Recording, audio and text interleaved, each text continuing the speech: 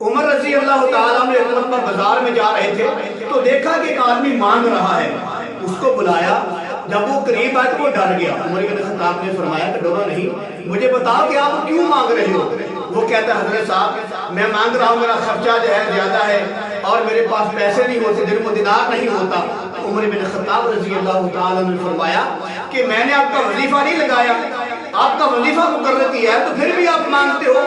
تو وہ کہنے لگا یا امیر المومنین آپ نے وظیفہ لگایا ہے لیکن وہ وظیفہ ہے تقریباً 10 درہم دینار اور میرا خرچہ ہے 12، تو لہذا میرا خرچہ جو ہے وہ زیادہ ہے، وظیفہ لگایا ہوا کم ہے۔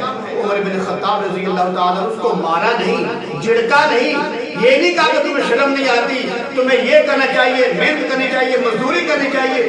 وہ غریب آدمی تھا، وہ کمانے کے شاید قابل نہ ہوگا، تو بہرحال میرے عزیز بھائی عمر بن خطاب رضی اللہ تعالیٰ نے اس آدمی کو پکڑا اور بیت المال میں لے گئے۔ وہ جو بیت المال کا امین تھا، جو انچارج تھا، اس کو کہا کہ یہ آدمی غریب ہے، اس کا وظیفہ لگایا تھا 10 درہم دینار، تو لہذا اس کا خرچہ زیادہ ہے، اس کے بال بچے ہیں، 2 درہم جو ہے اور بڑھا دیے جائیں۔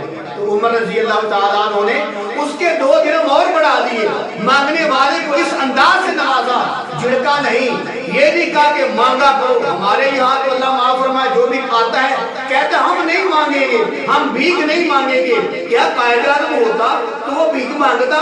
یہ سعودیہ سے جا کے مانگتے ہیں، فلاں ملک سے جا کے مانگتے ہیں، ان کو شرم نہیں آتی؟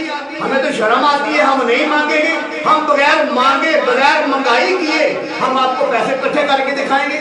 لیکن اب جب ہم ان کو انہی کی ویڈیو دکھاتے ہیں تو ہم پہ غصہ کیا جاتا ہے، یاد چھوڑو، اتنی گلا نہ کرے تو یاد چھوڑ دو۔ میرے عزیز بھائی وہ عمر بن خطاب تھے، پہلے اسی عمر بن خطاب کی مثالیں دے دے کر لوگوں کو سبق باغ دکھا دکھا کر جو ہے لوگوں کو بدھو بنایا ہوا تھا۔ تو بہرحال وہی عمر بن خطاب رضی اللہ تعالیٰ عنہ ہیں جن کے بارے میں قرآن کی 27 آیتیں نازل ہوئی تھی، یہی وجہ تھی، ویسے نہیں ہو گئی تھی۔ وہ عمر بن خطاب مانگنے والے کو برداشت نہیں کرتے تھے، کہتے مانگو نہیں، میں آپ کا وظیفہ لگا دیتا ہوں۔ تو عمر بن خطاب رضی اللہ تعالیٰ عنہ جو مانگنے والا نظر آتا اس کا بیت المال سے وظیفہ لگا دیتے۔